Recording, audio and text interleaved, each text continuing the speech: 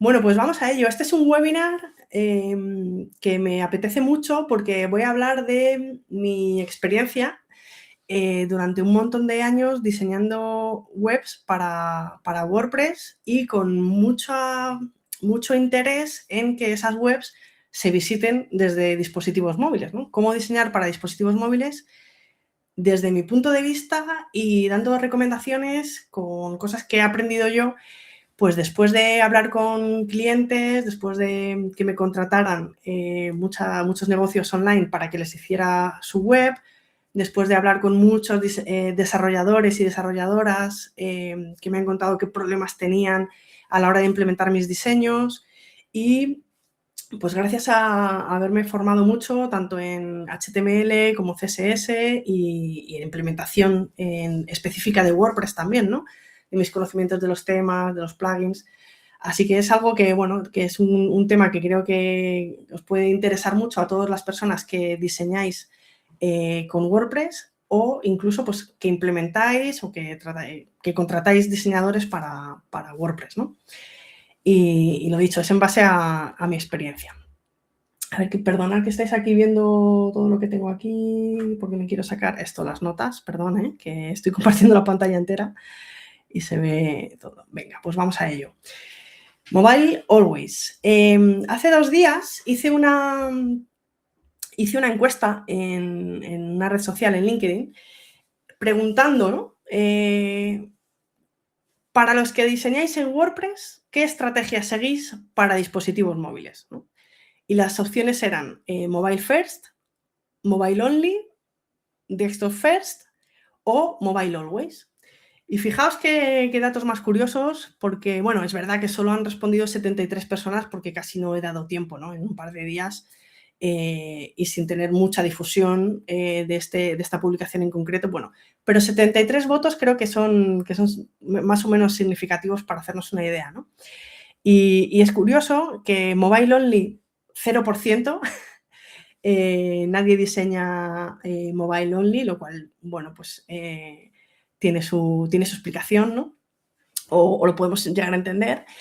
Desktop First, un 30%, y el doble de personas Mobile First.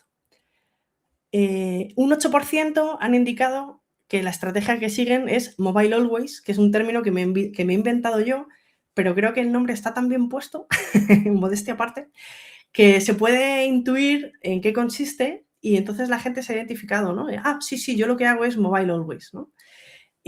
Bueno, ahora veremos, no sé qué respuesta daríais vosotros y vosotras. No sé si seguís una estrategia Mobile First, Mobile Only, Desktop First, pero hoy vamos a tenerlo muy claro, ¿no? ¿Qué estrategia es la que queremos seguir cuando diseñamos para WordPress? Vamos a ver el contexto, ¿no? La realidad es que, bueno, he puesto más del 70%, hay muchas fuentes que hablan sobre esto y algunos hablan hasta incluso del 80%, ¿no? Dependiendo del sector, dependiendo del tipo de web, pero la realidad es que la inmensa mayoría del tráfico hoy en día llega desde el móvil, ¿no? Desde dispositivos móviles.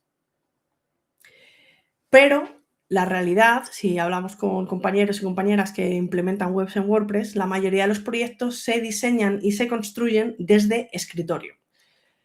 Y esto tiene una explicación pues muy lógica, ¿no? Y es que los temas, los constructores, el propio editor de bloques de WordPress están pensados, son herramientas pensadas para trabajar en pantallas grandes, ¿no? Tienes tus menús, tienes tus paneles de configuración. Los que trabajamos haciendo webs, hacemos la web desde el escritorio. No hacemos la web desde el móvil, aunque ya sabéis que WordPress tiene una aplicación, pero se suele utilizar más pues, para hacer ajustes puntuales o incluso para escribir, pero no para diseñar. No se puede diseñar una web con el móvil, ¿no? Se diseña desde escritorio. Y luego también hay una cosa, y es que en la práctica muchos clientes, cuando hacemos la presentación de la web para pedir feedback, nos piden ver primero la versión de escritorio, porque en la versión de escritorio es la más efectista a nivel visual, es la que luce más en una pantalla grande, en un proyector, en una sala de reuniones de una oficina. Entonces, teniendo esta realidad, y todos hemos oído hablar, perdón, de que hay que diseñar mobile first, ¿no? Siempre mobile first, que se visita desde móvil, ya, pero la realidad es esta, ¿no? Vale. Como digo, los constructores visuales, tanto el editor de bloques como Elementor, Divi, yo qué sé, cualquier constructor, Builder, Visual Composer, todos, están diseñados, están construidos para que primero hagamos la versión de escritorio y después modifiquemos cómo queremos que se vea en móvil. Además, como decía, muchos clientes prefieren validar el diseño primero en la versión de escritorio. Y WordPress, el código de WordPress está maquetado, el CSS está maquetado en Desktop First, ¿no? Y hay más de 60 millones de sitios que funcionan con WordPress y que tienen esta arquitectura, ¿no? Por eso los constructores, tanto el editor de bloques, están siempre, todos creados Desktop First. Esto no es un error, es una realidad o sea, se ha diseñado así a propósito por lo que comentaba de que construimos las webs en pantalla grande, en escritorio. Entonces, tú primero dispones todo el layout de escritorio y después le dices cómo se va a modificar en móvil. Vale. Para los que no habéis visto nunca Elementor, esta sería una de las... Bueno, una captura de cómo es la estructura. Si veis arriba en la barra de herramientas, veis que primero se diseña en escritorio y después puedes seleccionar tablet o seleccionar móvil y hacer los ajustes para que cambie el código CSS por detrás para que se visualice de una manera distinta o incluso haya elementos distintos cuando cambia el dispositivo. Esta es otra captura de otro constructor visual, en este caso es Divi. Igualmente, en Divi tú primero diseñas desktop y después haces cambios en tablet y haces cambios en móvil. En el editor de bloques, ya os digo que el editor de bloques también está configurado así, pero a la hora de crear, de implementar, nosotros no podemos... están con un enfoque un poco más mobile first, porque no podemos cambiar el CSS directamente desde el editor de bloques. Lo que hacemos, en este caso, en la captura que estáis viendo, en este caso lo que hacemos es visualizar cómo va a quedar, ¿no? Pero la lógica que sigue el editor de bloques es que nosotros utilizamos Flexbox o Grid y por cómo está declarado las propiedades del propio Flexbox y Grid, que son tecnologías de CSS, los elementos van a fluir automáticamente sin tener que indicar en qué breakpoint queremos que se modifiquen, ¿no? Entonces son simplemente visualizaciones para ver cómo va a quedar, pero no los cambios que hagamos en esa visualización no se mantienen, sino que cualquier cambio que hagamos en esas visualizaciones se hace en la versión de escritorio. Y entro ya un poco más en detalle desde el punto de vista técnico de en qué consiste Desktop First y Mobile First, ¿no? Cuando trabajamos Desktop First estamos usando unas media queries, ¿no? El navegador consulta el ancho del dispositivo y decimos que con un determinado máximo de ancho va a tener una composición concreta y a partir de ahí todo lo que tenga menos de ese tamaño vamos a ir haciendo cambios, ¿no? Empezamos con 3 columnas y todos los dispositivos que midan menos, bueno, los viewports, ¿no? Los anchos de ventana que midan menos de 1024, por ejemplo, se van a ver 2 columnas. Y todos los que midan menos de 768 se va a ver una columna. Este es un ejemplo, pues haremos las modificaciones en cada caso, ¿no? En cada bloque. Y Mobile First es en realidad cómo se comporta el HTML si no le decimos ninguna instrucción. Si tú simplemente incluyes HTML en un documento, los bloques se van a colocar uno debajo de otro, y si queremos que se coloquen uno al lado de otro, tenemos que decirle que lo haga, ¿no? En principio, lo más limpio sería una columna debajo de otro, o sea, perdón, un elemento debajo de otro en una columna si no le decimos nada, ¿no? Entonces, cuando estamos trabajando Mobile First, lo que hacemos es que partimos de una columna y después escribimos una media query y decimos, para todas las ventanas que como mínimo midan 768, por ejemplo, a partir de ese mínimo de ancho, en vez de una columna va a haber dos columnas y luego le incluimos otra media query más. Y a partir de como mínimo 1024 vamos a añadirle una columna más, ¿no? Mobile First es lo más limpio a la hora de maquetar porque no estamos modificando el comportamiento natural del HTML. No estamos sobreescribiendo esos valores. Y si trabajáramos con un tema a medida o en una web que sea simplemente de HTML y no tenga WordPress, esta sería la mejor manera de escribir el código, porque no estaríamos sobreescribiendo valores, sino que estaríamos partiendo de una columna y modificando a partir de ahí. Pero ¿qué ocurre? Que, como decía antes, tanto los constructores visuales como los plugins, como los temas de terceros, están escritos en Desktop First porque se ha pensado para personas que están construyendo la web en pantalla grande. Pues entonces, cuando queremos hacer una técnica Mobile First, en realidad lo que estamos haciendo es sobreescribir los estilos. Entonces se hace una especie de batiburrillo. Hay que tener muy claro lo que estamos haciendo, porque, o sea, tenemos que tener muy claro lo que estamos haciendo porque al final estamos sobreescribiendo, ¿no? Entonces puede que haya órdenes que digamos, aquí a partir de este tamaño 3, a partir de este otro tamaño 2, y si se contradicen puede que no funcione. Os habrá pasado muchas veces que hacéis una instrucción con una media query y no funciona, y es porque se están dando órdenes contradictorias, porque la lógica de WordPress al principio, si no hacemos nada, es Desktop First, ¿no? Entonces, por eso, decir que diseñamos Mobile First en WordPress, realmente, yo digo, es el mito. Bueno, el mito es un poco como para crear polémica, ¿no? No es que sea un mito, sí que se pueden hacer estrategias Mobile First. Incluso hay algunos constructores como Bricks, por ejemplo, que sí que permite Mobile First, aunque recordemos que aunque el tema que estamos haciendo o el constructor que estemos usando sea Mobile First, WordPress sigue siendo Desktop First, ¿no? Así que siempre va a haber siempre vamos a tener que sobreescribir algo de código, ¿no? Entonces, el Mobile First real, como he explicado en la anterior diapositiva, tiene estilos base para móvil, y lo que solemos hacer es usar estilos base para escritorio, ¿no?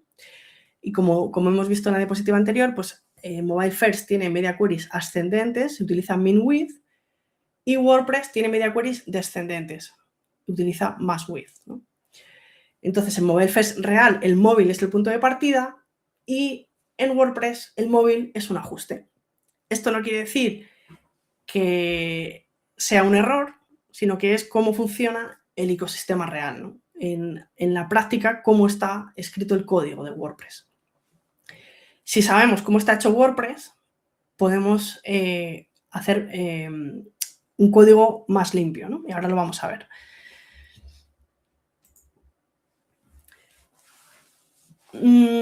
La filosofía Mobile First, porque no es solo una forma de escribir el código, sino que es un enfoque, ¿no?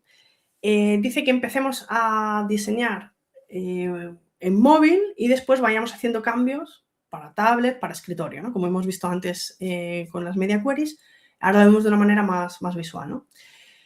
En realidad, esto es un poco antiguo, ¿no? Ya hace unos años que no hacemos un diseño fijo o rígido, sino que hacemos un diseño fluido, ¿no? Ahora veremos más en detalle cómo se hace esto en la práctica, ¿no?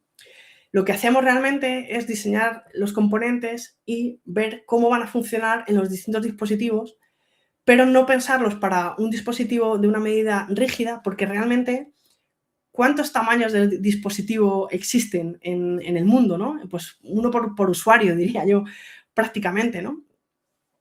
Cada marca de móvil hace un tamaño distinto. Tablets es verdad que se usan menos, pero también se usan, ¿no? Y escritorio, pues puede haber de 1440, pero también hay de 1920 y de otros muchos, ¿no? De portátiles de tamaños distintos, ¿no? Entonces, lo que se suele hacer es, como digo, o la mejor práctica es no pensar en tamaños fijos o en breakpoints fijos, sino pensar en bloques concretos y en el contenido concreto que vamos a diseñar, ¿no? Pero claro, nosotros en el archivo de diseño, en Figma o en Penpot, donde diseñamos la web antes de implementarla, tenemos que elegir algún tamaño, ¿no? Entonces, ¿qué tamaño elegimos a la hora de diseñar, a la hora de hacer las pantallas para después implementarlas? Bueno, pues aquí mi recomendación es hablar con la persona que va a implementar, si lo vamos a implementar nosotros mismos, hacernos la pregunta y tener en cuenta qué breakpoints está utilizando la herramienta donde luego lo vamos a implementar. El editor de bloques, Elementor, Divi, Bricks, el que sea, ¿no? El constructor que sea. Si vamos a usar un tema de terceros, Astra, GenExpress, que todos son Desktop First, por cierto. ¿Qué breakpoints tienen esos temas, ¿no? Esos constructores? Y tener en cuenta esas medidas. Diseñar un frame para móviles de 360, que es la pantalla más mínima que puede haber. Y en escritorio, pues ese breakpoint, ¿no? ¿Dónde lo está poniendo el tema o el constructor que vayamos a utilizar? Pero como digo, siempre pensar en el contenido y en un diseño fluido. Ahora vamos a ver en detalle cómo. Pero bueno, lo que está claro es que independientemente de la herramienta, de cómo está escrito el código, de los clientes que quieren ver primero la versión de escritorio, de cómo trabajemos nosotros porque estamos acostumbrados a verlos en pantalla grande. Al fin y al cabo, lo que está muy, muy claro es que el usuario va a visitar la web desde un móvil, porque más de un 70 o un 80% de visitas vienen desde móvil. Eso es un hecho, ¿no? No podemos cambiarlo, a no ser que sea una web muy específica que se utilice cuando estamos trabajando. El 70, el 80% de las visitas van a ser desde el móvil. Así que no valen las excusas, que si media queries, que si los temas, que si los plugins, que si diseño fluido. Lo que vea el usuario en su pantalla, eso es lo que importa realmente, ¿no? Es para quien tenemos que diseñar. Así que tenemos que tener una estrategia muy clara para poder entregar un diseño impecable para dispositivos móviles. Por eso yo propongo Mobile Always, el enfoque Mobile Always. Ni primero móvil, ni solo móvil, sino siempre móvil. No importa si diseñamos primero móvil y después cambiamos, modificamos para escritorio, o si diseñamos primero escritorio y después cambiamos para móvil. Lo importante es que siempre tengamos en mente cómo se va a ver en dispositivos móviles el diseño que estamos haciendo. El móvil no es una fase, sino que es un filtro permanente. Siempre estamos pensando en móvil, independientemente de si primero el cliente quiere ver la versión de escritorio o si tenemos un proyecto en el que el cliente efectivamente nos dice: no me importa la versión de escritorio, lo que quiero es ver la versión móvil porque yo voy a hacer campañas desde Instagram y quiero que el usuario lo vea en móvil perfectamente, sin ningún error, y que se visualice perfectamente en móvil. En escritorio me da igual porque nunca lo van a ver desde el escritorio. Tengo clarísimo, según mis datos, que el usuario 100% es móvil y me interesa esa persona que está en Instagram y que directamente va a ver el móvil. Entonces, enséñame solo la versión móvil. Estupendo. Vamos a utilizar también el enfoque Mobile Always. Es más una mentalidad y una metodología que unas pautas concretas. La pregunta clave, como decía, es cómo va a funcionar este bloque en móvil. Siempre que estemos diseñando un bloque o un patrón, que es un conjunto de bloques, si no tenemos la respuesta clara sobre cómo va a funcionar en móvil, entonces no hemos terminado de diseñar ese componente. Y una vez que tenemos claro por qué no decimos mobile first, ¿Por qué nos chirría Mobile First? ¿Por qué nos chirría Desktop First? ¿Y por qué preferimos Mobile Always?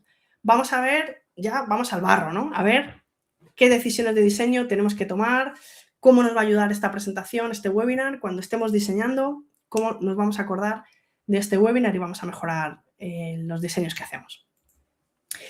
Bueno, lo primero que hacemos cuando tenemos el contenido ya listo para diseñar una web, lo primero que vamos a hacer es establecer niveles de jerarquía, diferenciar 3 niveles.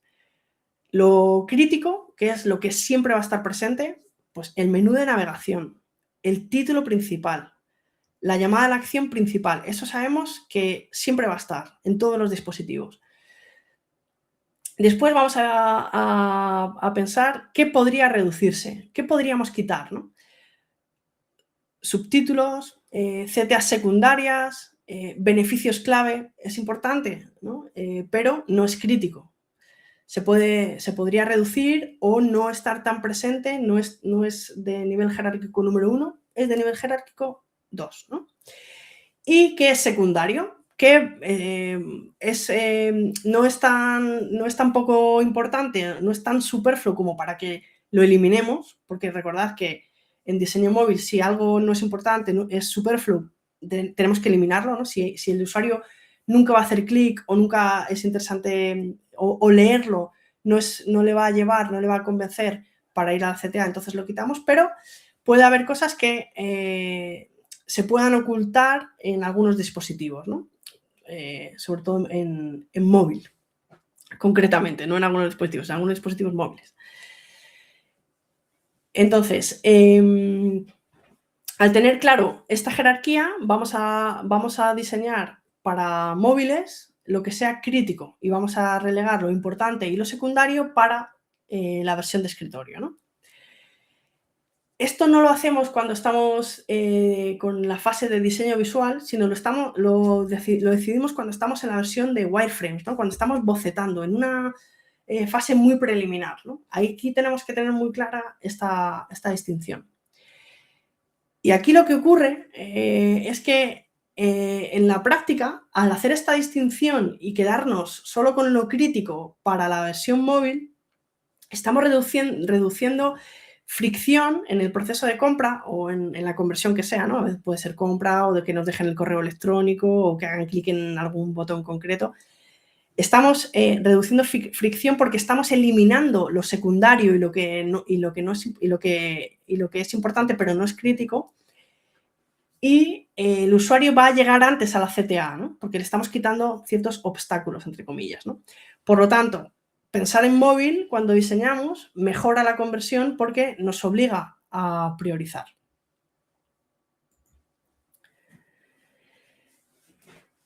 Vale. Cuando estamos diseñando en la versión escritorio, siempre tenemos que hacernos la pregunta que hemos dicho antes, ¿no? ¿Cómo se va a ver esto en móvil? Aquí estamos viendo dos diseños distintos. Es verdad que el de la izquierda pues lo he exagerado para que se entendiera bien, pero no me diréis que no lo habréis visto alguna vez, porque yo sí que he visto alguna web que era así, ¿no? Algunos diseños que son tan complicados que dices, pero madre mía, pero esto luego en móvil, ¿cómo se va a ver? ¿No? Porque hay muchas webs que al no tener en cuenta cómo se va a ver en móvil, pues nada, no, pues yo hago una versión para escritorio y luego en móvil pues toda una columna, una cosa debajo de otra, sin optimizar. Bueno, pues lo que ocurre con eso es que el usuario nunca va a llegar a ver todo lo que esté abajo del todo, ¿no? A kilómetros de scroll, y además lo más seguro es que se rompan muchas cosas, que se oculten partes. Aquí estamos viendo, pues, por ejemplo, tablas que se van a ocultar, solo se va a ver la primera parte de la tabla, ¿no? La primera o la segunda columna, la tercera y la cuarta ya no se verían.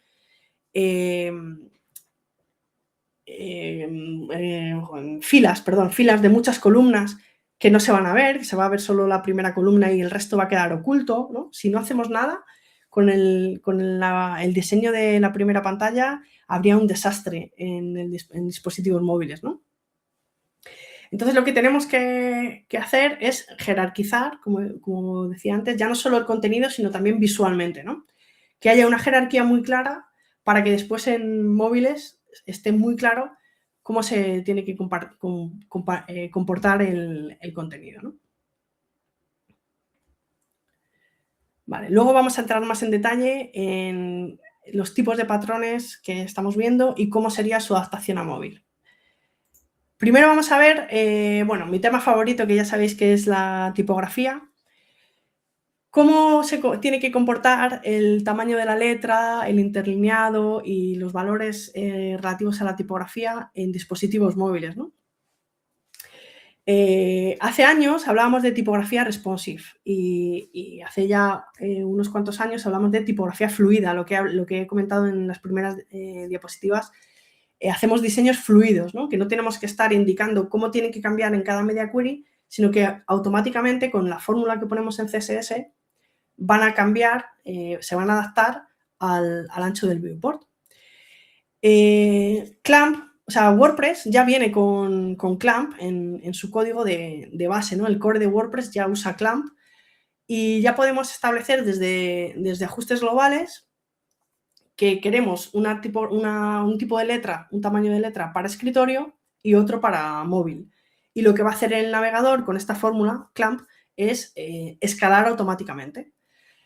Y tiene esta suma tan interesante, tan bonita en el centro del código, porque lo que hacemos es tener en cuenta el ancho del dispositivo, que es el viewport width, y sumamos unidades de rem, porque ya sabéis que rem es una unidad relativa al tamaño que el usuario haya configurado en su navegador. Por defecto, el tamaño base son 16 píxeles, pero si el usuario en su navegador, en las opciones de configuración de Google Chrome o del navegador que use, ha dicho que quiere un tamaño grande o un tamaño muy, muy grande, un rem no van a ser 16 píxeles, sino lo que haya determinado el usuario. Con lo cual, el resto de la fórmula va a variar en función de lo que el usuario haya puesto en su navegador. Con lo cual, esta tipografía fluida no se adapta a todos los dispositivos, sino que es mejor, se adapta a todos los usuarios, a todas las configuraciones que los usuarios hayan puesto en sus navegadores, ¿no? Por eso se hace esa suma para esa rampa, ¿no? de escala del tamaño. El primer valor, antes de la coma, es el que queremos que tenga el tamaño de la letra como mínimo para un ancho dispositivo concreto, y el último valor, en este caso el 1,25 rem, es el tamaño que queremos que el elemento tenga como máximo para un tamaño máximo de dispositivo. De esta manera no se nos descontrola el tamaño de la letra, porque si pusiéramos solo unidades de viewport se descontrolaría, ¿no? Y para tamaños muy grandes de viewport serían tamaños enormes, ¿no? Entonces, de esta manera lo tenemos acotado, ¿no? Si tenéis alguna duda sobre esto, lo podemos ver. Espero que estéis haciendo muchas preguntas, que tengo la ventana tapada para no distraerme, pero espero que el chat estéis haciendo preguntas, que luego las voy a contestar todas. Entonces, cuando estamos diseñando, es verdad que no tenemos por qué conocer esta fórmula, pero sí tenemos que saber pues estas cosas, ¿no? De qué tenemos en cuenta. Tenemos en cuenta pues, la accesibilidad, ¿no? Por tener en cuenta si un usuario ha querido cambiar el tamaño. Y tenemos en cuenta que en móviles el tamaño de la letra tiene que ser más pequeño que en escritorio, ¿no? Y guarda una relación proporcional. En el archivo de diseño, a la persona que va a implementar la web le dejamos una anotación sobre el tamaño mínimo y el tamaño máximo, porque ya sabe el tamaño mínimo y el máximo del viewport con el que estamos trabajando. Pues le decimos el tamaño mínimo y el tamaño máximo de cada elemento, ¿no? H1, H2, H3, párrafos, texto destacado, citas, en fin, para cada elemento establecemos estos tamaño mínimo y tamaño máximo. Y la persona que va a implementar normalmente utiliza calculadoras, ¿no? Hay calculadoras en Internet que ya te dan la fórmula completa para no tener que estar calculando esos valores del centro, ¿no? Vale. Respecto a tipografía, una cosa también muy importante que tenemos que tener en cuenta es que la escala modular que utilizamos para dispositivos móviles es diferente que la que usamos para escritorio. Porque la diferencia de tamaños que tiene que haber para que haya una jerarquía visual y una diferenciación entre unos títulos de un nivel y entre unos títulos de otro nivel, tiene que ser diferente, ¿no? En escritorio hay mucha más diferencia entre el H1 y el H2. A menudo pues vemos H1s muy grandes, ¿no? Pues como este que estamos viendo ahora, ¿no? Escala modular, diferente escritorio versus móvil. Es muy, muy grande, ¿no? Sin embargo, en dispositivos móviles no necesitamos que haya tanta diferencia entre esos encabezados. Utilizamos una escala modular más reducida, ¿no? Dependiendo del estilo que tenga la web que estemos diseñando, utilizaremos una escala u otra, ¿no? Estos valores son orientativos, no los copiéis. Pues voy a cambiar los tamaños de letra de mi web y voy a poner esto. Son orientativos y un poco ejemplo para que lo veáis, pero ya sabéis que el tamaño de la letra depende del tipo de letra que estemos usando y depende de la naturaleza de la web o de la aplicación. Ya sabéis que con WordPress se pueden hacer aplicaciones también. En las aplicaciones de escritorio o aplicaciones móviles, siempre los tamaños de letras son mucho más pequeños, ¿no? No vemos en las aplicaciones no vemos títulos con tamaños tan grandes, ¿no? Como se hacen en webs corporativas, por ejemplo, ¿no? Usamos una escala más reducida que en webs corporativas, ¿no? Pues de esa misma manera, pues también utilizamos una escala diferente para escritorio y para móvil. Vale. Los espaciados, es decir, separación entre secciones, espacios internos dentro de una tarjeta o espacios entre tarjetas dentro de un grid, también los hacemos fluidos. Y esto se lo indicamos también a la persona que va a implementar la web, cómo tienen que ser los espacios en escritorio y cómo tienen que ser los espacios en móvil. Y aquí ya no me enrollo tanto porque ya comprendéis, ya estas fórmulas ya nos parecen tan raras, ¿no? Ya entendéis un poco en qué consisten. Pues si tenéis alguna duda me preguntáis. Más cosas que hay que tener en cuenta cuando diseñamos para móviles, ¿no? Para ese 70-80% de nuestras visitas. La ergonomía del pulgar, ¿no? Hasta dónde llega el pulgar de una mano y teniendo en cuenta que el móvil se usa normalmente con una sola mano, ¿no?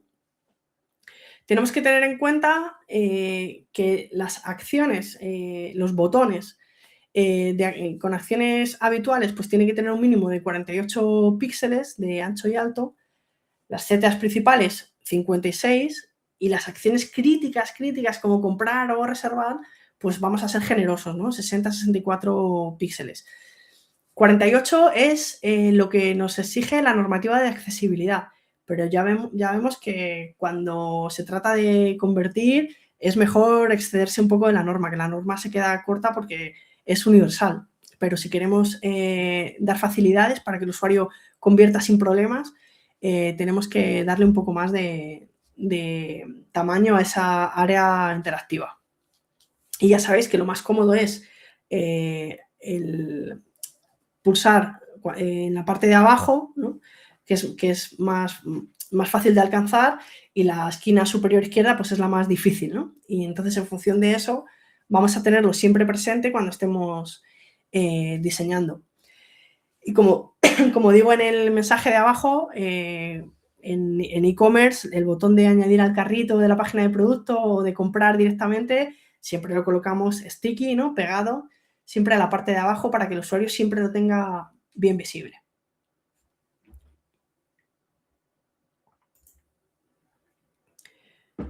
Vale, gestión del scroll.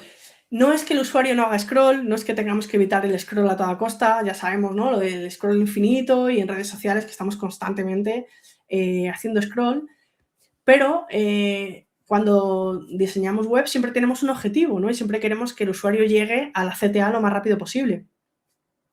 Así que lo que vamos a hacer es facilitarle que encuentre la información que está buscando cuanto antes, que vea la información importante, ¿no? Eso que se tiene que leer para convencerle para que haga clic cuanto antes.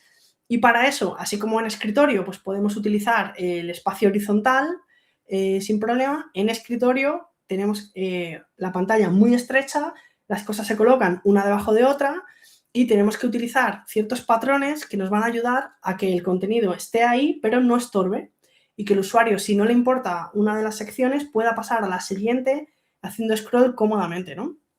O incluso pulsando, ¿no? Utilizamos, pues, carruseles horizontales, lo que está en una rejilla se puede presentar como un carrusel. Ahora veremos ejemplos visuales. Utilizamos pestañas, aunque ojo con las pestañas, porque muchas pestañas no caben en dispositivos móviles. Utilizamos acordeones para esconder cierta información y que se vea solo los títulos de esas secciones.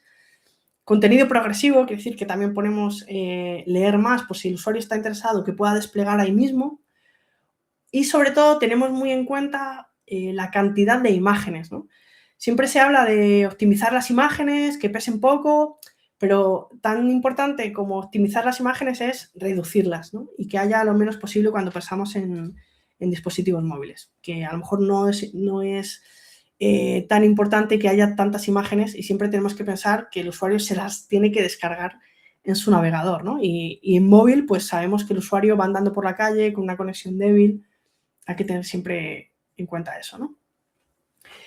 También tenemos que tener en cuenta que en móvil no existe el hover, ¿no? Entonces, cuando planteamos que en escritorio van a ocurrir cosas cuando el usuario se ponga con el ratón encima o con el cursor encima de un elemento, ¿qué ocurre en móvil, ¿no? Que no hay hover, ¿no? Pues tenemos otras estrategias, ¿no? Aquí os he puesto 4 de ellas. Pues un panel si necesitamos que se abra un panel cuando el usuario haga hover, pues en el móvil sabemos que va a tener que pulsar, ¿no? Necesitamos darle señales, lo que se conoce como affordance, para que el usuario sepa que el elemento es interactivo, ¿no? En objetos de la vida real, el affordance de una taza es el asa, ¿no? Tú ves el asa y sabes que es por ahí por donde tienes que coger la taza. Pues en móviles sabes que es interactivo porque tiene un chevron, ¿no? Una flechita. Sabes que ahí, si haces clic, se despliega, ¿no? Cuando quieres si en escritorio un menú al hacer hover cambia de color para que sepas que ese ítem es interactivo, pues en móviles tiene que haber un estado active con un estilo concreto, ¿no? Y podemos hacerle un microfeedback también, pues que de algún tipo de microinteracción para que el usuario sepa que esa es un área interactiva, ¿no? Y eso, toda la información que demos al pasar el ratón, pues en móvil tiene que ser al pulsar. Vale. También tenemos que tener en cuenta cómo se van a comportar las imágenes en escritorio y en móvil y si van a tener un comportamiento distinto. Porque a veces necesitamos que las imágenes se comporten de manera diferente en función de los textos a los que acompañan, si hay un texto encima, si está, encima de la imagen, está superpuesto y necesitamos que el fondo se comporte de una manera distinta, pues esto lo tenemos que tener en cuenta, ¿no? Incluso podemos mover el punto de anclaje, la parte importante de la imagen, para que se vean mejor los textos, por ejemplo, ¿no? Si hay una persona en la imagen, pues tenemos que tener en cuenta que no tape el texto, ¿no? Este tipo de cosas que también podemos contemplar, ¿no? con CSS. Vale, vamos a entrar al bloque 3, que es el de patrones, ¿no? Más concretamente. ¿Qué patrones de diseño podemos utilizar en escritorio y cuál utilizaríamos en móvil, ¿no? Vale, cuando tenemos un giro complejo, ¿no? Ya sabéis que a mí me gusta decir giro en inglés porque héroe en español es muy raro y no es tanto una cabecera ni un banner, ¿no? Es un giro, ¿no? Es el protagonista de esa sección. Cuando tenemos texto sobre imagen, que es algo muy habitual en webs corporativas, en móvil lo normal va a ser o lo más fácil va a ser que pongamos el texto encima o debajo, sobre todo encima para que se lea cuanto antes, porque encima, al ser una pantalla tan estrecha, normalmente lo que va a ocurrir es que se va a pisar la información importante de la foto, ¿no? lo podemos resolver así de manera fácil, aunque no es tan estético, ¿no? Entonces, bueno, si podemos modificar, como lo que hemos visto antes, los valores de cover o contain con CSS, pues vamos a intentar que quede más estético, y si no, lo mejor es que no se pise en móviles, ¿no? Porque en móviles prima la legibilidad, ¿no? Por encima de... Bueno, en móviles y siempre, ¿no? Qué tontería. Siempre primamos la legibilidad por encima de la emoción que queramos transmitir, porque si no se lee bien, por mucho que la imagen quiera transmitir alguna emoción, lo importante es que se lea el texto, ¿no? Vale. En los grids de muchas filas y columnas, ¿no? Por ejemplo, cuando tenemos una rejilla de elementos, tenemos que tener en... No hay una solución que sea siempre la misma, ¿no? Y esto en general en diseño es así, ¿no? Siempre tenemos que tener en cuenta el contexto y muy en cuenta el negocio también, ¿no? En este momento tenemos que hablar con nuestros clientes y conocer muy bien al usuario, ¿no? ¿Y qué queremos que haga el usuario? Porque dependiendo del tipo de contenido que estemos presentando y lo que queremos que haga el usuario o lo que el usuario quiere hacer, que tenemos que confluir ahí, ¿no? Entre lo que nosotros queremos que haga el usuario y lo que el usuario quiere hacer. En función de eso, un grid de elementos en escritorio puede pasar a ser un carrusel horizontal en móviles, o vamos a tener que hacerlo de otra manera, ¿no? Si los elementos son, lo he llamado explorables, ¿no? O sea, si el usuario lo que quiere es explorar, quiere ver más, pero no es necesario que vea todos los elementos juntos para entenderlos como un conjunto, ni necesitamos que por fuerza vea el último elemento, entonces podemos poner un carrusel. Por ejemplo, cuando estamos mostrando pues, logos de clientes o testimonios, con que el usuario vea uno o dos, los tres primeros es suficiente, no necesitamos que vea los 6, ¿no? Si está muy interesado y quiere leer todas las reseñas, todos los testimonios, podrá hacer el swipe, ¿no? El deslizamiento horizontal, y podrá verlos todos. Pero no es crítico que el usuario vea los 6 elementos, ¿no? Entonces, por eso, ahí en ese caso podemos poner un carrusel. O si el usuario está explorando, pensad en webs tipo Netflix. En Netflix nosotros no estamos buscando una película o una serie, lo que estamos es explorando. En ese caso, pues vamos pasando de manera con desplazamiento horizontal, y vemos una y otra y otra. No vamos a llegar hasta el final, no nos vamos a ver toda la fila de pelis en Netflix, vamos a ver una, otra, y enseguida, en cuanto veamos una que nos interesa, esa vamos a ver, ¿no?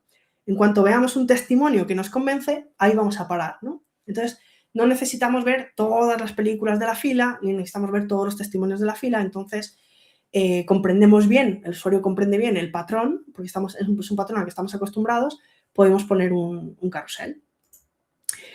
Pero luego hay otros momentos, ¿no? Otros ejemplos en los que el cliente nos puede decir, no, mi usuario, yo necesito que vea todos los elementos de la rejilla. No quiero poner un carrusel porque si va rápido con el móvil, y suele ser así, que siempre vamos rápido, entonces puede que no vea estos 3 productos del final, y yo quiero que vea todos los productos y que además los vea todos a la vez. Bueno, todos a la vez a lo mejor es muy complicado, podemos conseguir que vea 4, pero sí que lo que podemos hacer es que en vez de poner una única columna, vamos a poner 2. Por ejemplo, en un e-commerce. En un e-commerce no ponemos, lo normal es que no pongamos un carrusel de productos, porque el usuario se va a perder el número 3, 4 y 5, no los va a ver, y es normal que no pongamos una única columna, porque no queremos que una card con un producto que a lo mejor no le interesa al cliente ocupe todo el viewport del móvil, ¿no? Entonces, como en los e-commerce normalmente prima la imagen por encima del texto, depende, porque si es un e-commerce de tornillos, yo necesito saber que es un tornillo del 15 o una tuerca del 18, ¿no? Entonces ahí, pero si hablamos de e-commerce pues de moda o de otro tipo de productos, yo lo que quiero es ver la foto, y además quiero ver los 4 zapatos, ¿no? Y voy pasando, voy haciendo scroll vertical, no tengo que detenerme a hacer scroll horizontal. ¿Cuándo podemos poner scroll horizontal en un e-commerce? Bueno, pues en productos relacionados, que sí que sería exploratorio, ¿no? Yo estoy interesado en este producto, pero bueno, quiero ver alguno más. Entonces ahí podemos poner carrusel, pero cuando queremos que el usuario vea todos los productos y además que los vea juntos para que pueda comparar uno con otro, porque recordad que los listados de productos, la función es que podamos comparar, ¿no? Entonces, en vez de poner una columna, pues ponemos dos. Vale. Entonces, fijaos, si tenemos en esta web de una agencia de viajes, tenemos la versión de escritorio, que sería el diseño de arriba, el wireframe de arriba, y abajo pongo, pues no ponemos un carrusel porque se rompe, ponemos una fila porque se adapta. Bueno, depende, ¿no? Si tenemos claro que el carrusel tiene estos problemas, que es muy probable que no se vean todos o que depende de si el usuario quiere explorar o quiere encontrar, vamos a ofrecer un patrón u otro. Siempre que tengamos claro esto, vamos a poder tomar la decisión. En diseño siempre todo depende del contexto y depende de lo que queramos que el usuario haga, ¿no?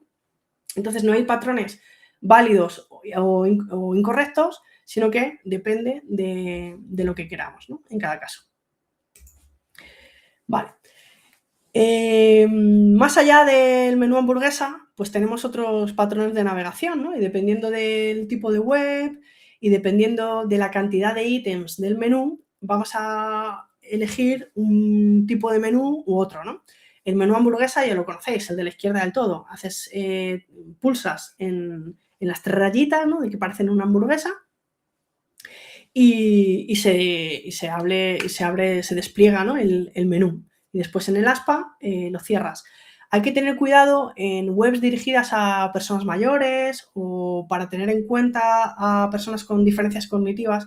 El menú hamburguesa parece que ya todo el mundo sabe lo que es, pero en algún tipo de web hay que preguntarse si hace falta poner la palabra menú al lado para que esté claro, porque no siempre están claros los iconos. Como veis en el diseño de la izquierda está el icono porque ayuda a leer más rápido la palabra, pero no ponemos solo el icono, ponemos también la palabra, ¿no? Que es lo que despeja todo tipo de dudas sobre qué significa ese icono de la casita, ¿no? Pues inicio. Menú hamburguesa.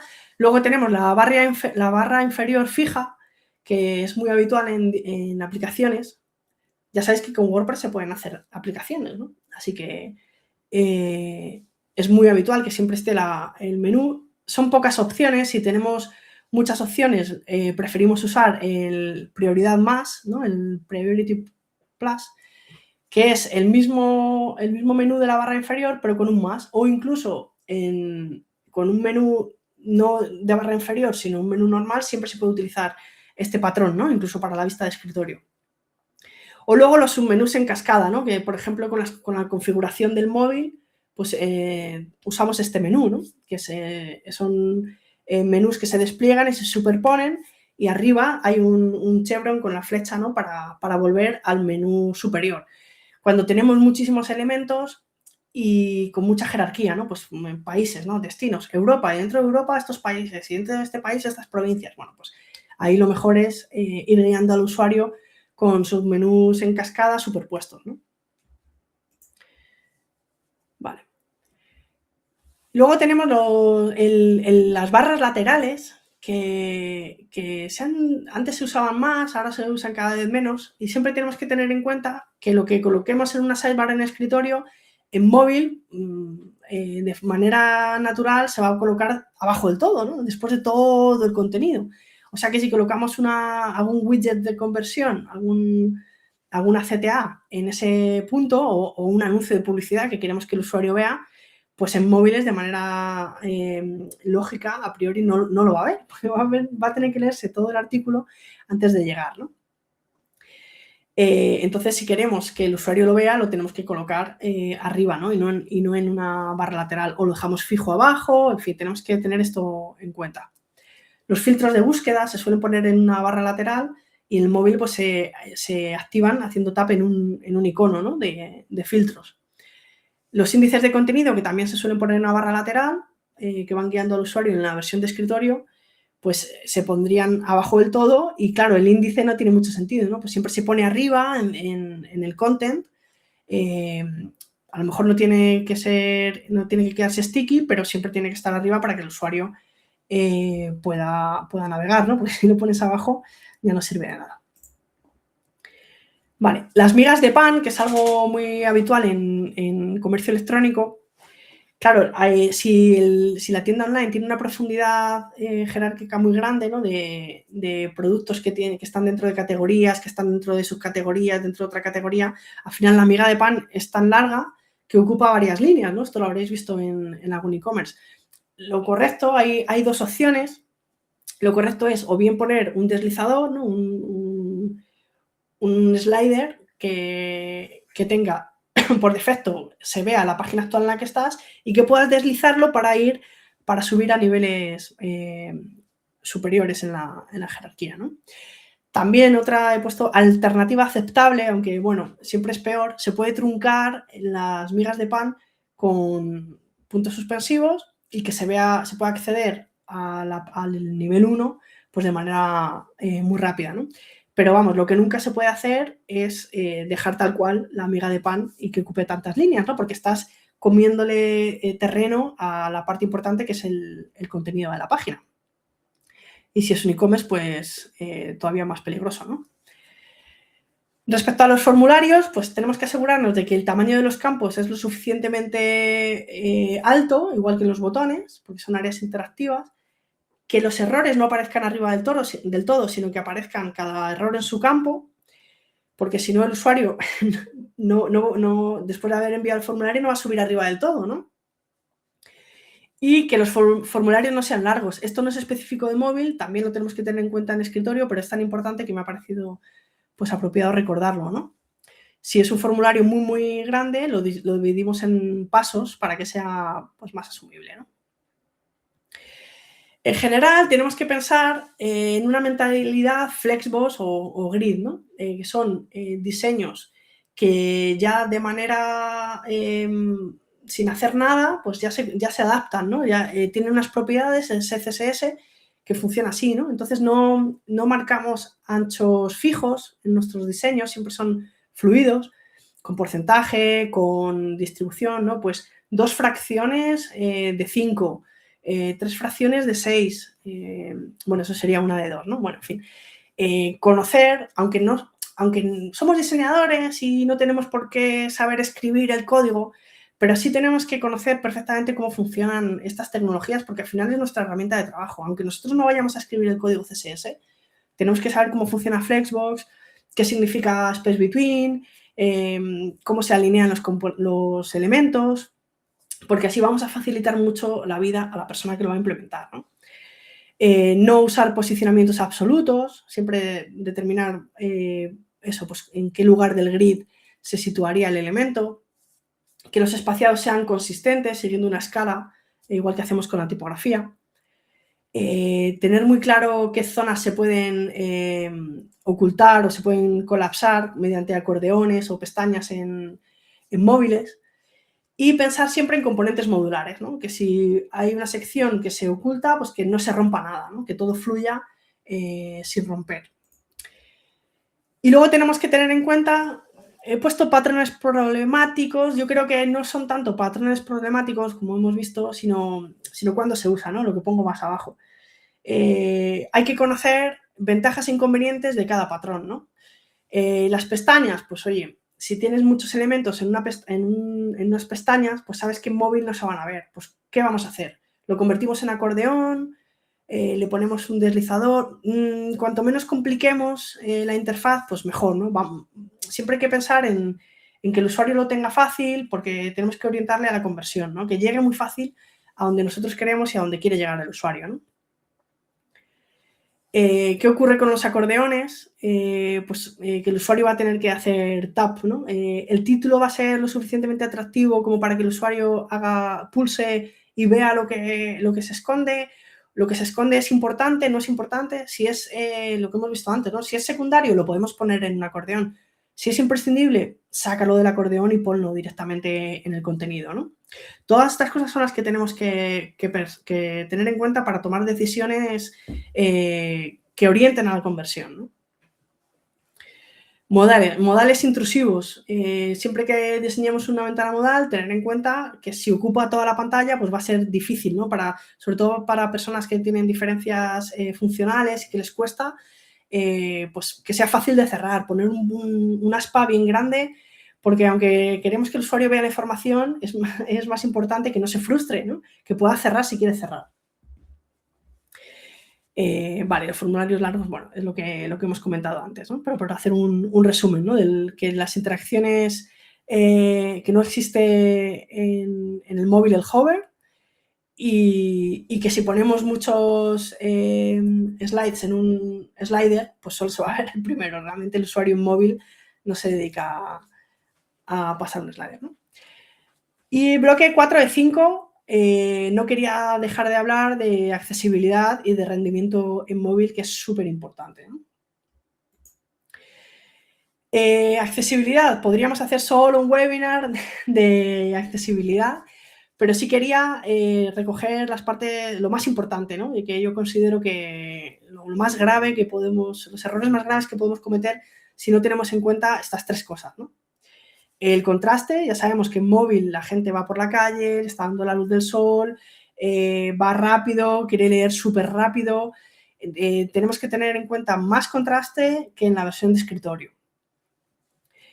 Las zonas interactivas, ya no solo el tamaño mínimo que hemos visto antes, sino que tenemos que tener en cuenta el espacio, o sea, el espacio en blanco, o sea, la distancia, perdón, la distancia que hay entre elementos, que tiene que ser suficiente también, ¿no? Como mínimo 1 rem, dependiendo del diseño, ¿no? Pero que haya bastante espacio, ¿no? Esto siempre lo tenemos que tener en cuenta. Y que no dependamos en las acciones importantes del gesto, ¿no? Que tiene que haber otras formas de llegar a la información que no sea haciendo, pues tienes que pulsar con 2 dedos para ver el mapa, ¿no? Pues esa interacción no es accesible. Se tiene que poder hacer de otra manera también, ¿no? Pues siempre tener en cuenta esto.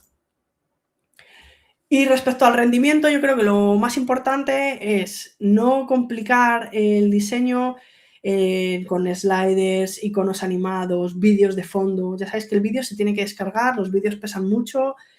Las animaciones, algunas afectan a la performance y otras no. Si estamos animando el tamaño del elemento, o si estamos animando la rotación o el movimiento, no vamos a afectar demasiado a la performance, pero si hacemos cambios en cómo se compone el layout, animando el ancho, animando el alto, el top, todo eso, que se tenga que volver a renderizar el layout, ahí sí que vamos a afectar a la performance, ¿no? Entonces, esto siempre, si tenemos dudas, consultamos con la persona que va a implementar, pero siempre hay que tener en cuenta que las animaciones pueden afectar al rendimiento de la web y que en móvil también son muy invasivas para el usuario, ¿no? Mucho más que en escritorio. Como he comentado antes, las imágenes, ¿no? No es solo optimizarlas, sino que cuantas menos pongamos, mejor.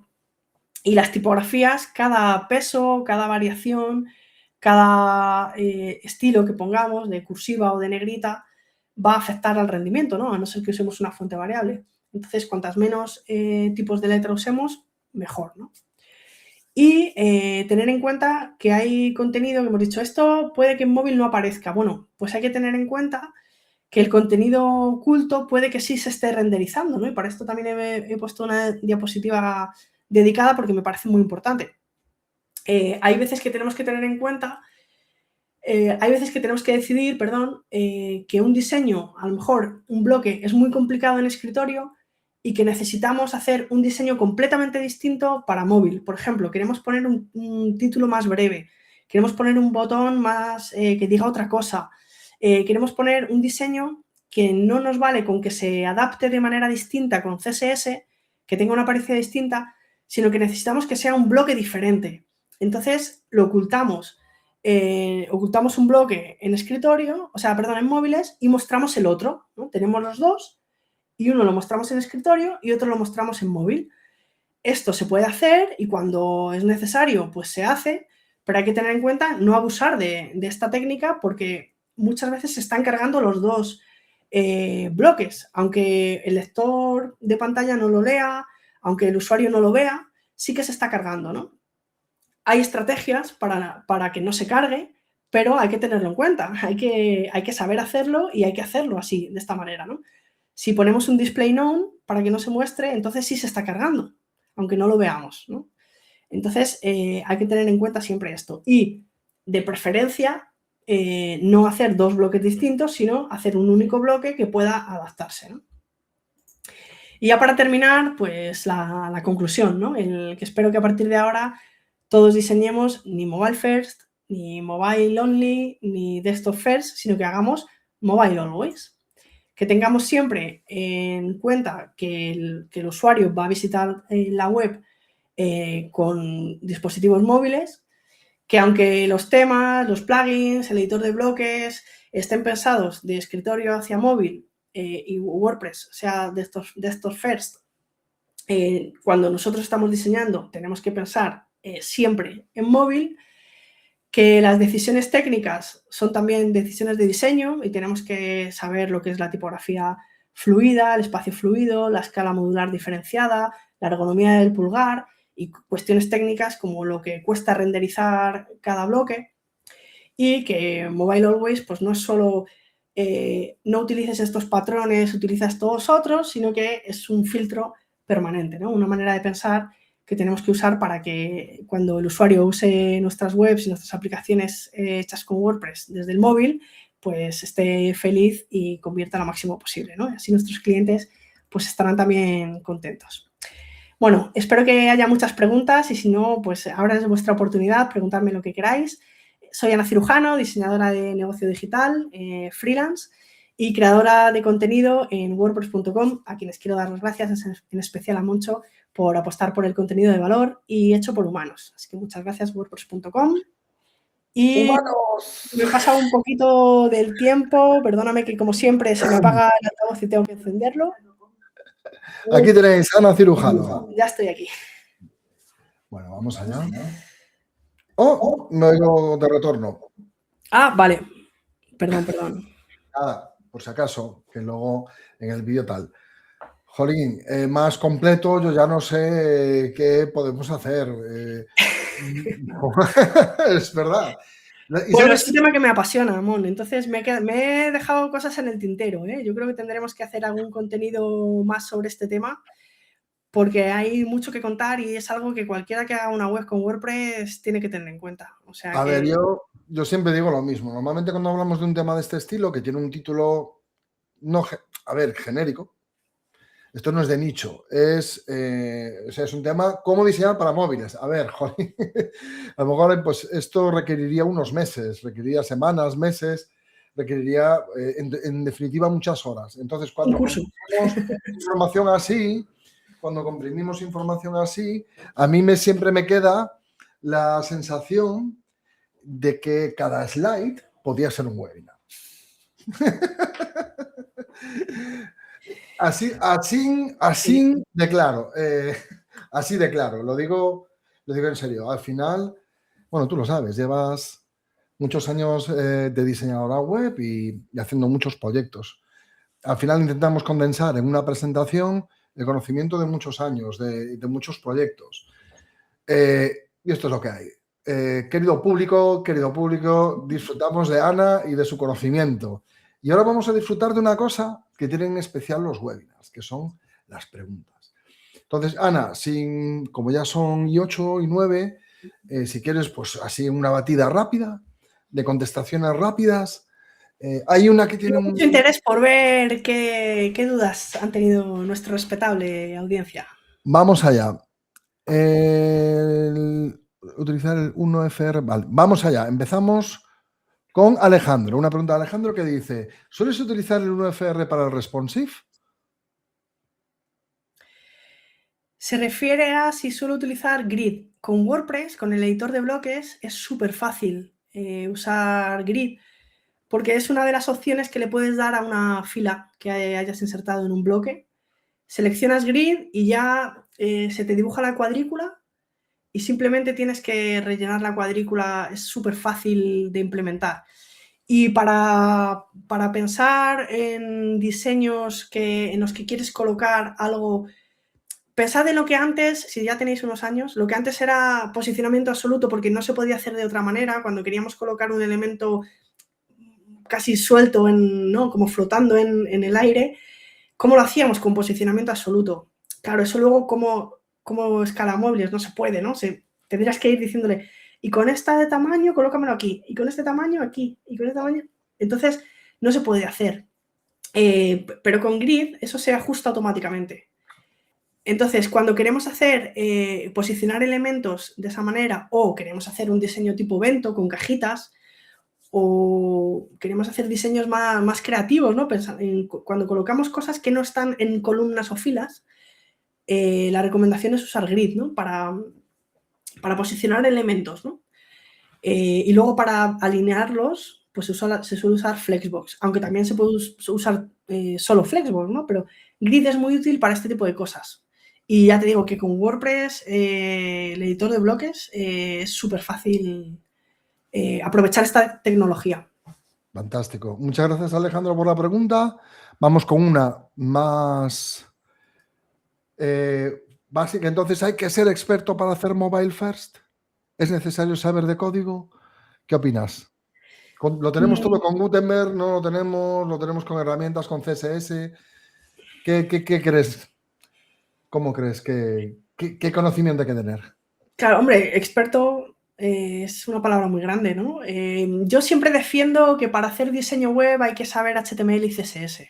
No, como he dicho antes, no hace falta saber escribir el código, pero sí tienes que saber cómo tienes que posicionar los elementos, que se puede hacer, que tú puedes decirle space between y que los elementos se coloquen cada uno a un extremo de la fila y que el espacio del medio se reparta en el ancho disponible. Esas cosas tú a lo mejor no necesitas saber cómo se escriben concretamente, pero sí qué valores puede tener cada propiedad. Yo cuando estoy diseñando estoy pensando en CSS, no me imagino cómo hacerlo sin saber, la verdad. Bueno, nunca lo había oído. Me ha encantado. Cuando estoy diseñando estoy pensando en CSS. No, a ver, que lo entiendo perfectamente, pero nunca lo había oído así. Qué guay. Claro, y en HTML, ¿no? La jerarquía del contenido, pues esto es un section, esto es un article, lo vas pensando. ¿Se puede hacer sin eso? Por supuesto, y para eso está WordPress, para no tener que saberlo. Yo creo que no tienes que ser experto, pero con estas nociones de este webinar, yo creo que vamos a hacer mejores webs para móviles. Es que un poquito, sin esto, sin saber nada de esto, no. Puedes hacer cada chorizo de móvil, que es que el usuario no va a llegar a la parte importante, ¿no? No vas a convertir. Y cuando hacemos webs para clientes, hay cierta responsabilidad ahí, ¿no? Entonces, bueno, yo creo que estas cosas, experto nunca se es, porque nunca se deja de aprender y la tecnología avanza y nosotros tenemos que avanzar con ella. Pero yo creo que, bueno, cuanto más sepamos, mejor, ¿no? Muy bien. Gracias por tu pregunta.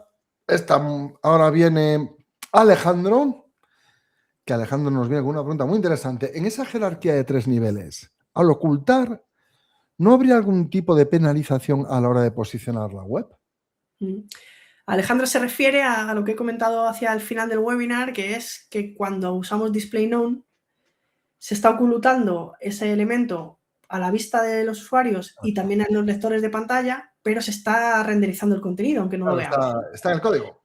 Entonces se está penalizando la velocidad de carga e incluso si ocultamos muchas cosas, Google dice, uy, que me estás aquí metiendo contenido a cascoporro para que yo me crea que está, pero luego no está, lo que tiene que estar para el usuario tiene que estar para mí también. Entonces, efectivamente es una estrategia que, como he dicho antes, hay que usarla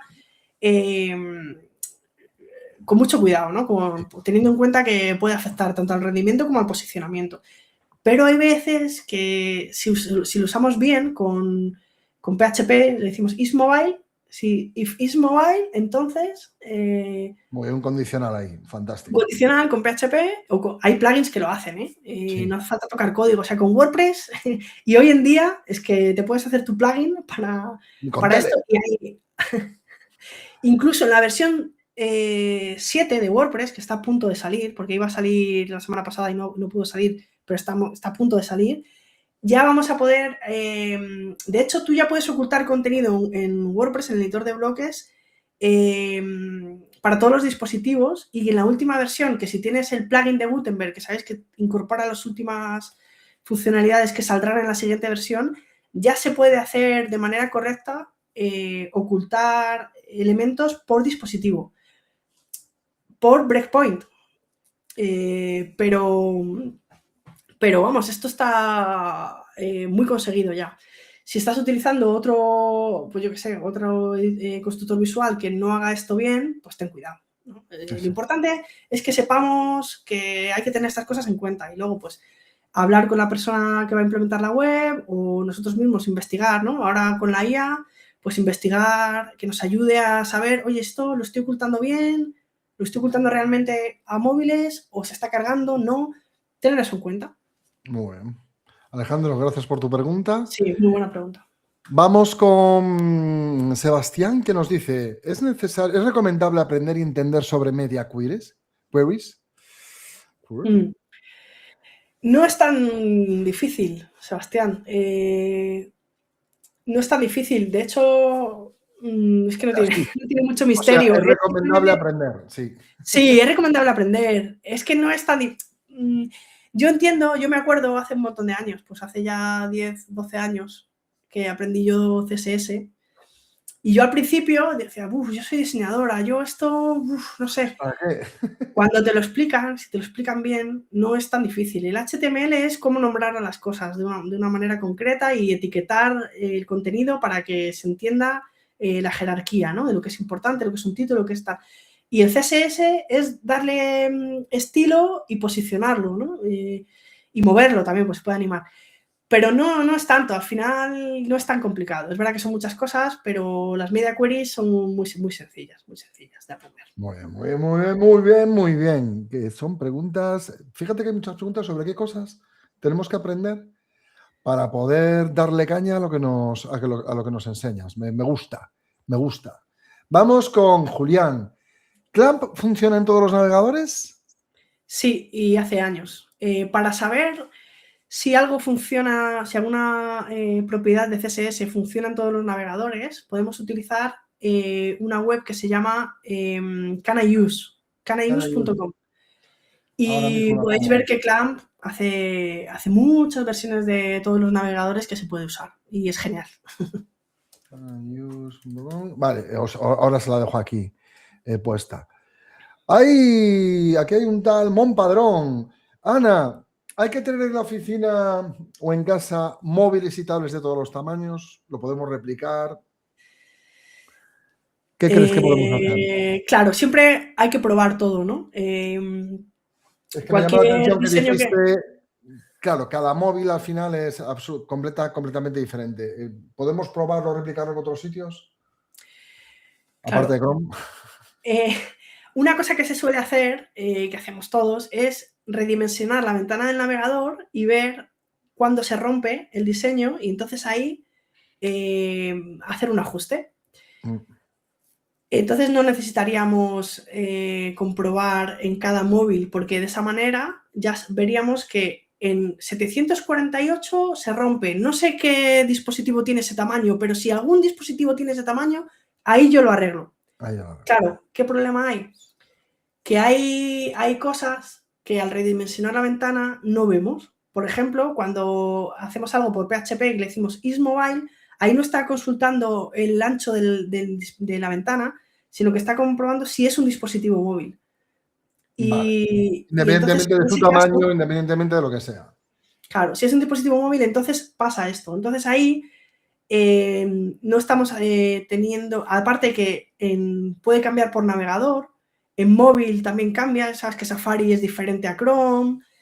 Entonces, en la mayoría de los clientes pequeños, ¿no? De web corporativa, que no tengan millones de visitas, se puede utilizar esta técnica y luego probar pues, con algún dispositivo, hacer algún test con usuarios que podamos y más o menos vamos a poder afinar. Siempre hay que hacer algún ajuste porque en diseño es difícil anticipar cuándo se va a romper exactamente.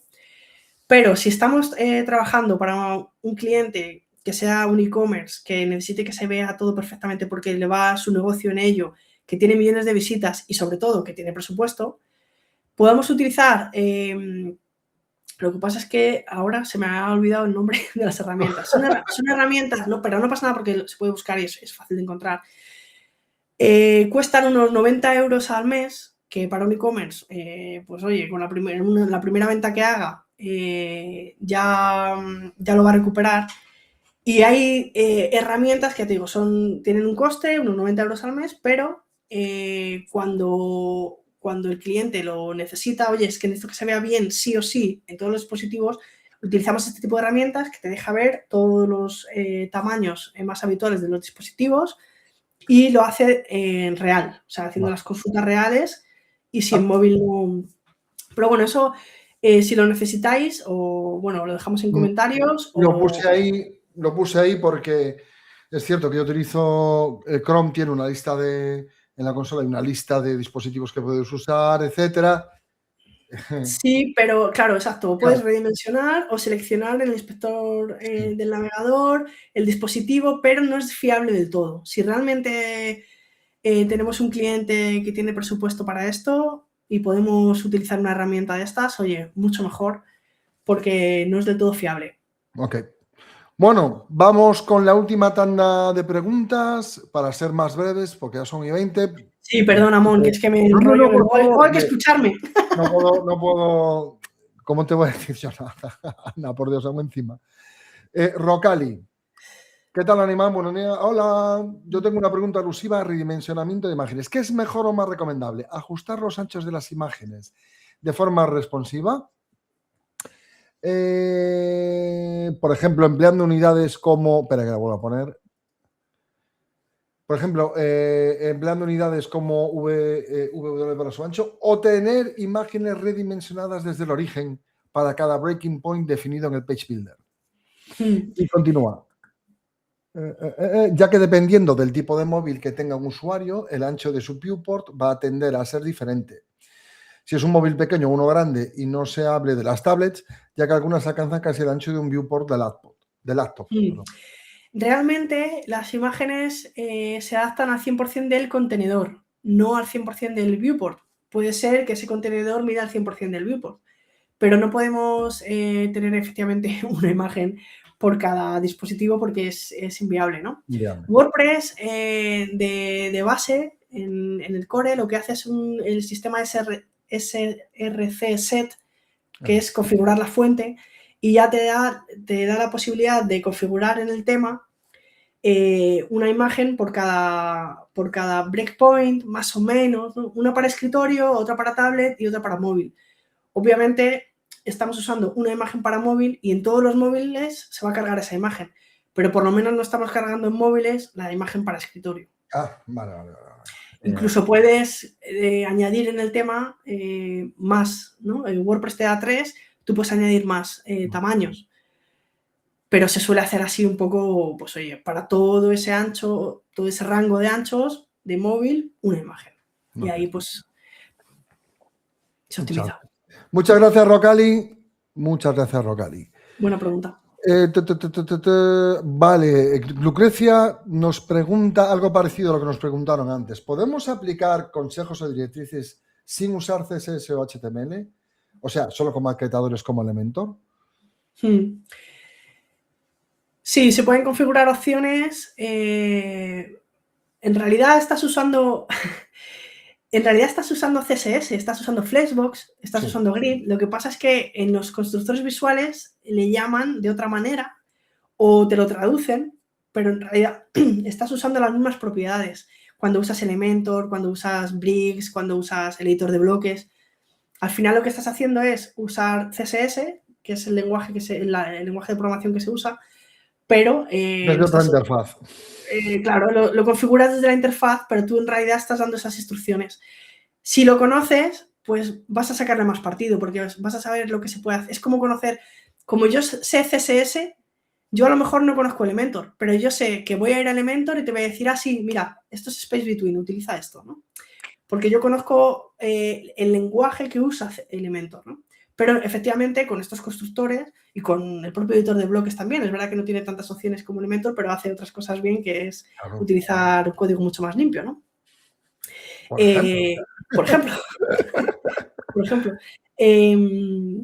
Entonces, al final, se puede hacer, claro, se puede hacer. No todo, no todo. Hay veces que hay que utilizar algo de código personalizado, pero también se puede hacer utilizando constructores visuales. Constructores visuales.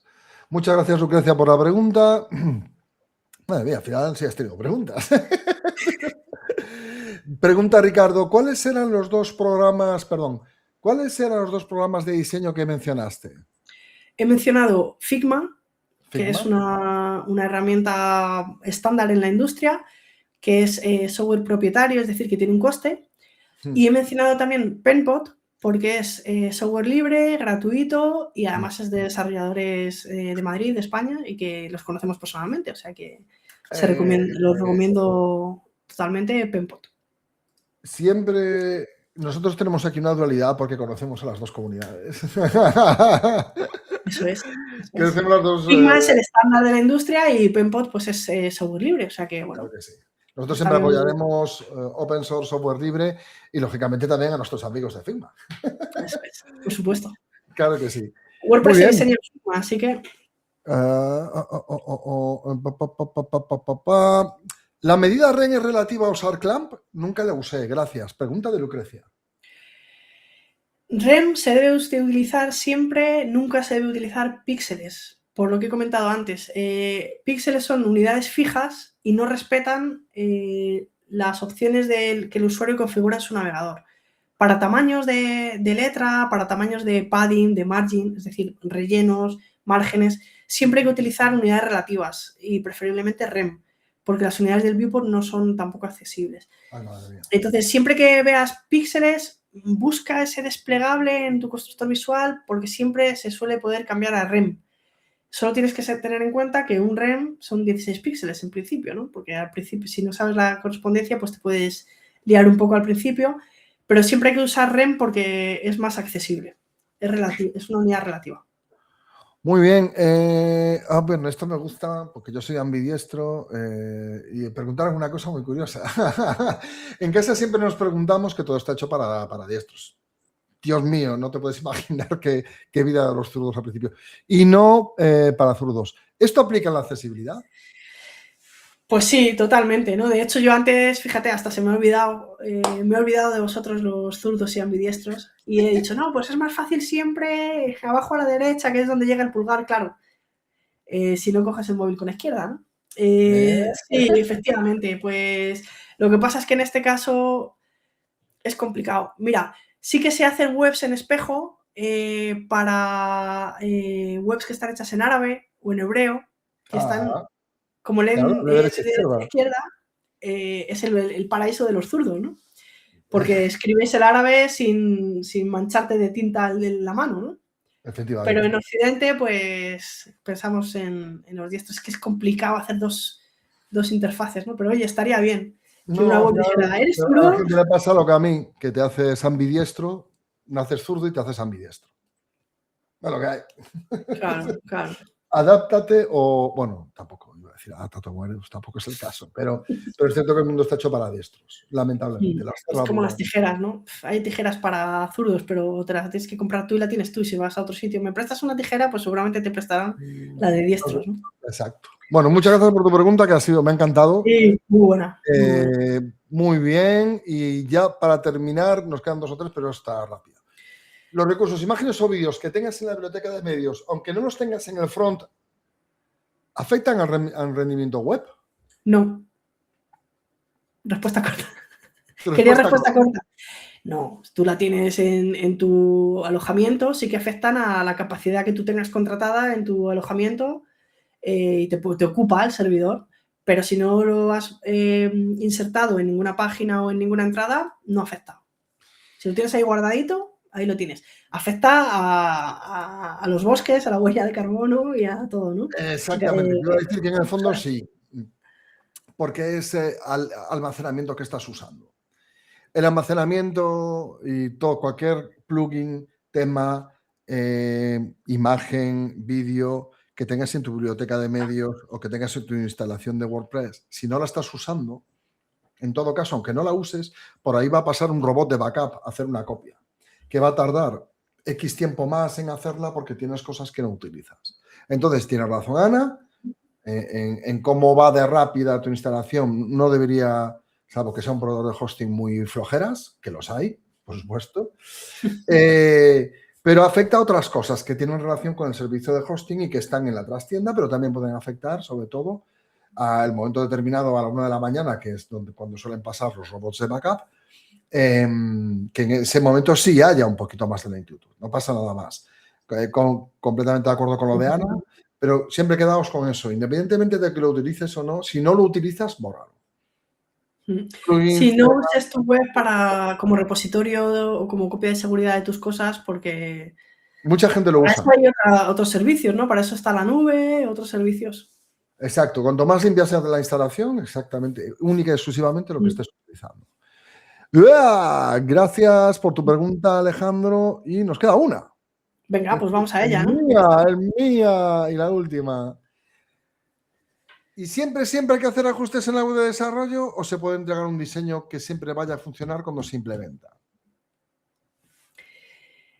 Es muy difícil prever con antelación cómo se van a comportar algunos diseños de bloques en dispositivos móviles. A veces no sabemos exactamente cuándo se va a producir ese cambio porque afecta al contenido. Imagínate un menú principal que tiene 5 ítems, pero resulta que uno de los ítems es responsabilidad social corporativa. Claro, yo había previsto que en tablet se va a ver el menú principal completo y que el menú hamburguesa solo aparezca en móviles. Y de repente me ponen responsabilidad social corporativa. Bueno, pues en tablet ya se choca con el logo. Ahí ya en tablet ya necesito que se ponga el menú hamburguesa. Claro. Entonces, este creo que es un ejemplo muy sencillo, pero que así se entiende bien. Hay veces que en diseño no puedes anticipar esto se va a romper aquí. No, hay que probarlo. Entonces ves que se rompe cuando lo has probado. Antes es complicado. Hombre, pues con tu experiencia decir, esto va a romper, voy a poner el menú antes. Ya te las sabes. Me imagino que hay unas cuantas que ya te las conoces, ¿no? Pero en general en diseño siempre hay que probar todo en su contexto, con el usuario concreto de ese tipo de web y hacer ajustes. Sí, siempre guardamos un poquito de presupuesto de diseño para después, incluso no solo en desarrollo, sino en la web en producción, para poder probar desde varios dispositivos. Oye, fulanito, que tienes este móvil, déjamelo un momento. Y lo pruebas a ver cómo se ve. Bueno. Sí. Muy bien, pues... un poquillo más de... Las hemos contestado todas, o sea, las has contestado todas. Bueno, tú también, que hemos hablado también de hosting, que es tu especialidad. Bueno, a mí siempre me gusta. Bueno, es mi tema. Llevo 26 años de aquí para allá en el mundo del hosting. De verdad, muchísimas gracias, Ana, por esta presentación tan completa, por toda esta sección de preguntas. Gracias a vosotros y a vosotras por las preguntas que habéis hecho. Ya sabéis, la semana que viene volvemos. Vamos a hacer una web en directo con una herramienta muy particular que os puede, bueno, pues servir de inspiración para vuestros proyectos. Pero sobre todo, aunque no se oiga desde donde estamos, pues un aplauso para Ana, que se lo merece muchísimo por semejante cantidad de conocimiento expresada en tan poca fracción de tiempo y tan bien presentada. Y bueno, yo tengo suerte que yo mañana veo a Ana. Lo siento, hay privilegiados como yo. O sea que ahí vamos a estar en Traffic, en Girona, un evento en el que nos podréis encontrar. Y luego a partir del lunes, creo que es lunes, martes y miércoles, estaremos en Codemotion, en Madrid, CodeMotion. Un evento grande en el que vamos a estar allí y quien da la charla es Pablo Moratinos. O sea que... Y una charla súper interesante sobre IA también, IA y WordPress. Impresionante, con un máquina como Pablo Moratinos y ese temazo. Quien pueda estar en Codemotion, que no se lo pierda. Pues muchísimas gracias a todos y a todas por haber estado aquí hasta el final, ahí a todas las preguntas. Gracias por utilizar la parte de preguntas, que esto es un webinar. Aprovechad y preguntad en directo, esto es de lo que se trata. Si no, déjalo en comentarios también, que nos pasamos a mirar si hay comentarios y los respondemos, ¿eh? O sea, que cualquier cosa que surja después... Esto se graba Mañana está nuestro canal de YouTube y como dice Ana, en los comentarios del vídeo podéis hacer preguntas que vamos pasando. Si no las contestamos inmediatamente, disculpadnos, pero no tardamos mucho más que un día, 2 días a veces, pero por ahí pasamos y las contestamos. Muchísimas gracias, nos vemos la semana que viene. Gracias, Ana, te veo mañana. Chao, Chao, chao. chao. Gracias.